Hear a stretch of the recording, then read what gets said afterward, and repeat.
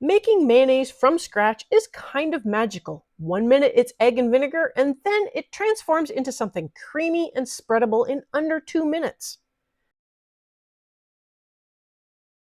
Hi friend, come on in. I used to think mayo would be fussy or slow, but it's honestly easier than tracking down the jar I usually use to keep it in the fridge. If you've got a blender or an immersion blender, this comes together fast. It all starts with one egg. If you're unsure about a raw egg, look for pasteurized, or you can pasteurize them yourself at home. In a tall container, I add the egg, 1 tablespoon of water, 1 teaspoon of salt, and 1.5 tablespoons of vinegar. You can add garlic or other seasonings such as onion powder, white pepper, or even a splash of Worcestershire sauce to make this your own. I like to use a wide mouth mason jar for this. It fits my immersion blender and becomes the storage container too. A standard blender works great too, as long as you can drizzle in the oil slowly.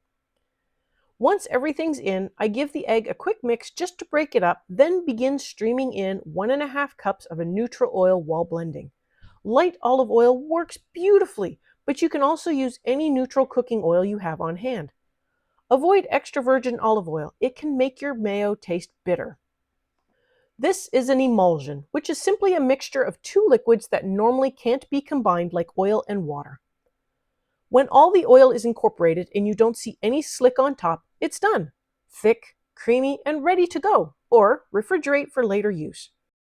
How do you like to use mayo? In salad dressings, dips, sandwiches? Let us know below. Everyone could use a few new ideas.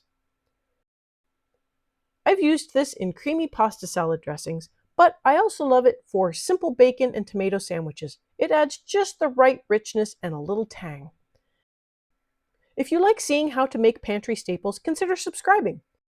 And if you need a use for this fresh jar of mayo, check out my pasta salad recipe. It's linked below.